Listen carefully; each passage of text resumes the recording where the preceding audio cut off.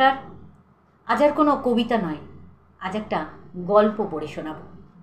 আর এই গল্পটার সঙ্গে আমরা সকলেই কোথাও না কোথাও ওতপ্রোতভাবে জড়িত। আজকের গল্প আর ক্লাসরুমে ফেরা হবে না। আমরা সবাই বড় হয়ে গেছি।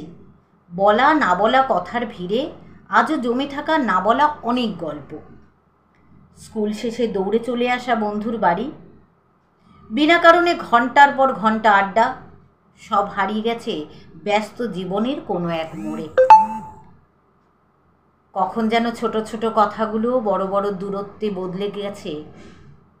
আগের মতো আর কেউ বলে না আয় আজই দেখা করি, বরং শোনা যায় সময় পেলে একদিন দেখা করিস। বড় হওয়া সত্যিই সহজ ছিল না। বন্ধুদের সাথে প্রতিদিন দেখা করার অজুহাতগুলো এখন সময়, দায়িত্ব আর দূরত্বের কাছে হার মেনে গেছে। তবুও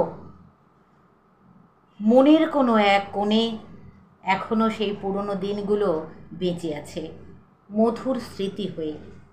আর সেই স্মৃতিগুলোই যেন ফিস ফিস করে বলে, বন্ধুত্ব কখনো পুরনো হয় না, শুধু সময়ের সাথে আর তার রূপ বদলায়। আমরা সবাই বড় হয়ে গেছি। বড় হয়েছি কেন, আমরা সবাই বুড়ো হয়ে গেছি। কিন্তু মনে মনে এখনও সেই ছোট্ট বন্ধুত্বটাই রয়ে গেছে সেই ছোটবেলার বন্ধুত্ব। হাসির ছলে লুকোনো সেই পুরনো দিনের ভালোবাসা নিয়ে শৈশবের বন্ধুত্ব আজও বেঁচে আছে। ভালো থাকবেন সবাই।